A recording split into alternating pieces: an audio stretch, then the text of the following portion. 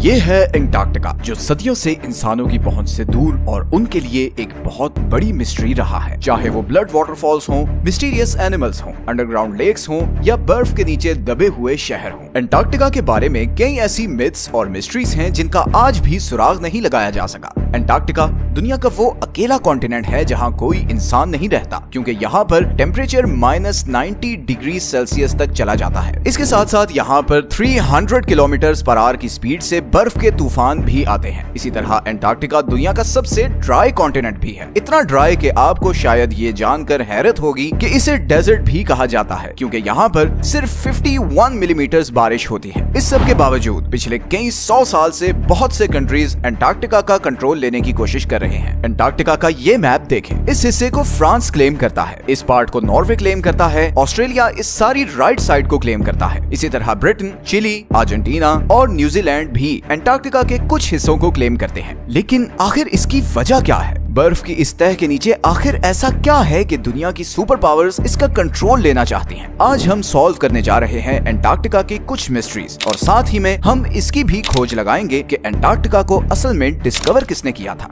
और आखिर में हम ये भी देखेंगे कि इस बर्फ के नीचे आखिर ऐसे क्या राज छुपे हैं जिन्हें दुनिया की सुपर पावर्स जानती हैं और इसीलिए वो एंटार्क्टिका का कंट्रोल लेना चाहती हैं।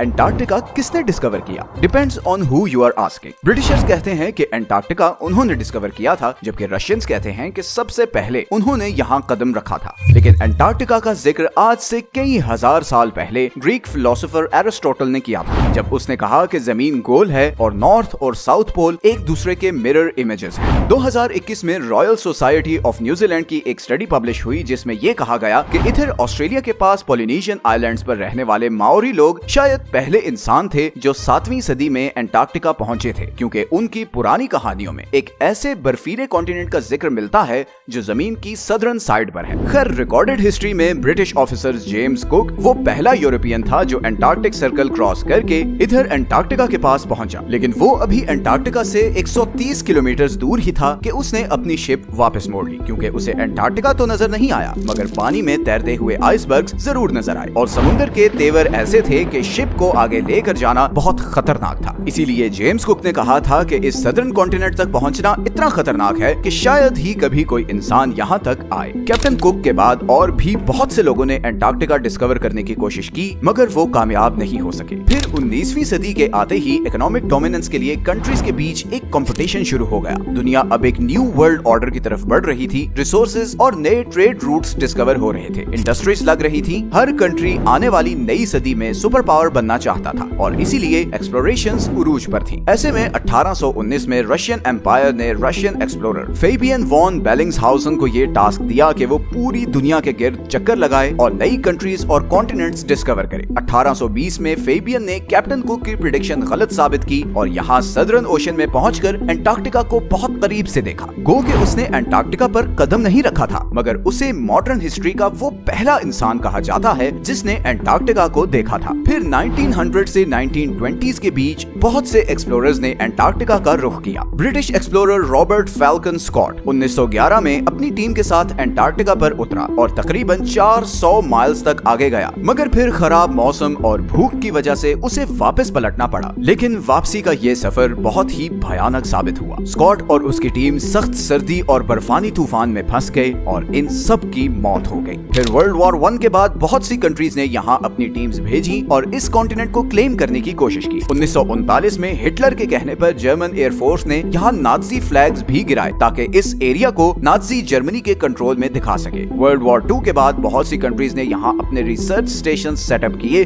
और यहीं से फिर एंटार्क्टिका के बारे में मिस्टीरियस डिस्कवरीज होना शुरू हुई। सबसे पहली और बड़ी मिस्टीरियस डिस्कवरी ये है कि किसी जमाने में एंटार्क्टिका पर बर्फ नहीं बल्कि घने जंगल थे। इंपीरियल कॉलेज ऑफ लंदन के साइंटिस्ट्स के मुताबिक उन्हें यहाँ फॉसिलाइज्ड वुड मिली, जिससे पता चलता है कि करीबन 90 मिलियन ईयर्स पहले एंटार्क्टिका एक गर्म कॉन्टिनेंट था जहाँ पर घने जंगल होते थे। इसके अलावा उन्हें यहाँ कुछ ऐसे इंसेक्ट्स के फॉसिल्स भी मिले जो सिर्फ गर्म इलाकों में होते हैं। एंटार्क्टिका के बारे में दूसरी बड़ी और मिस्टीरियस डिस्कवरी ये थी कि इस 3 किलोमीटर की बर्फ के नीचे 400 लेक्स हैं जिनका अपना ही इकोसिस्टम है। वहाँ पर ऐसे समुद्री जानवर हैं जो पूरी दुनिया में कहीं नहीं होते, जैसे ये बड़े बड़े स्पाइडर्स और सी थ्रू जेलीफिश। ये बर्फ के नीचे एक अलग ही दुनिया है। इसी तरह अंटार्कटिका पर एक और चीज जिसने बहुत से एक्सप्लोरर्स को बहुत सालों तक पजल किए रखा, वो ये खूनी चश्मे हैं। मैकमर्डो की वैली में ये वाटरफॉल ऐसे है जैसे बर्फ से खून निकल रहा हो। मगर हाल ही में साइंटिस्ट्स ने ये डिस्कवरी की है कि इस वाटरफॉल का सुर्ख रंग इसलिए है क्योंकि इस चश्मे को एक बहुत ही सॉल्टी लेक से पानी आता था, जिस पर अब कई 100 फुट बर्फ पड़ चुकी है और वो लेक एटमॉस्फेयर से बिल्कुल कट ऑफ है। इस पानी में बहुत ज्यादा आयरन है और इसीलिए जब ये पानी चश्मे में आता है तो ऑक्सीजन और धूप की वजह से पानी में मौजूद आयरन ऑक्सीडाइज होता है और उसका बिल्कुल जंग जैसा कलर हो जाता है। अंटार्कटिका के बारे में तीसरी सबसे बड़ी मिस्ट्री और कॉन्स्पिरेसी ये है कि इस बर्फ के नीचे कोई एंशिएंट सिविलाइजेशन है। बहुत से लोगों ने ये क्लेम किया है कि यहाँ पर एलियन स्पेस शिप्स भी देखी गई हैं। 2016 में गूगल अर्थ पर अंटार्कटिका में बहुत सी अनयूजुअल एक्टिविटीज रिकॉर्ड की गई हैं। कॉन्स्पिरेसी थ्योरिस्ट्स जहाँ इन्हें एलियन यूएफओज कहते रहे, वहीं बहुत से पॉलिटिकल एक्सपर्ट्स के नजदीक ये अमेरिका और दूसरे कंट्रीज के सीक्रेट एयर ऑपरेशंस हैं जो वो अंटार्कटिका में कर रहे हैं। और यहीं पर आता है अंटार्कटिका का वो हिडन पॉलिटिकल फ्रंट जिससे बहुत कम लोग अवेयर हैं। जहां बाकी पूरी दुनिया दूसरे जियोपॉलिटिकल इश्यूज में उलझी हुई है, वहीं अमेरिका, चाइना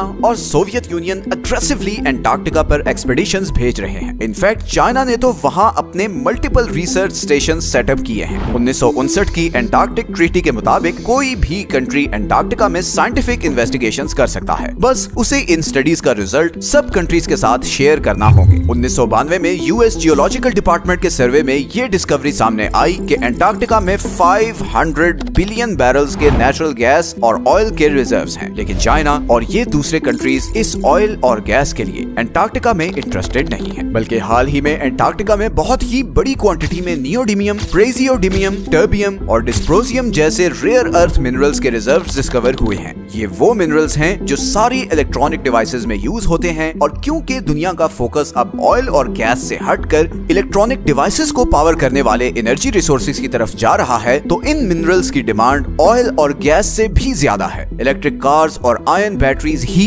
अब फ्यूचर हैं और फ्यूचर को कंट्रोल करने की ये रेस ही इन सुपर पावर्स को अंटार्कटिका की बर्फ और तूफानों में ले आई है। अंटार्कटिका की लास्ट मिस्टीरियस डिस्कवरी ये सदर्न ओशंस है। दुनिया के खतरनाक तरीन समुद्रों में सदर्न ओशन का नाम आता है। हमारी दुनिया का क्लाइमेट और वाटर सप्लाई ये सदर्न ओशन ही कंट्रोल करता है, क्योंकि ये अटलांटिक और पैसिफिक ओशन के साथ भी मिलता है। साइंटिस्ट्स के मुताबिक दुनिया का 15% carbon emission southern ocean absorb करता है और ग्लोबल वार्मिंग के साथ साथ इस ओशन की इंपॉर्टेंस बढ़ती जा रही है, क्योंकि यहाँ पर जमी हुई बर्फ पिघल रही है और बर्फ के पिघलने से बहुत से खजाने अब बाहर आ रहे हैं जिन समुद्रों में कभी इंसान जाने का सोच भी नहीं सकते थे। बहुत जल्द वो इम्पोर्टेंट ट्रेड रूट्स बनने वाले हैं। अंटार्कटिका पर अब भी बहुत सी स्टडीज चल रही हैं और हु नोस कि आने वाले टाइम में और क्या मिस्टीरियस चीजें अंटार्कटिका के बारे में डिस्कवर होंगी। ये हैं वो सारे सोर्सेज जहां से हमने इस वीडियो के लिए कंसल्ट किया है। अगर आपको इस तरह के टॉपिक्स पसंद हैं तो नीचे कमेंट्स में जरूर बताएं। मिलते हैं नेक्स्ट वीडियो में एक और इंटरेस्टिंग टॉपिक के साथ। अपना ख्याल रखें। अल्लाह हाफिज।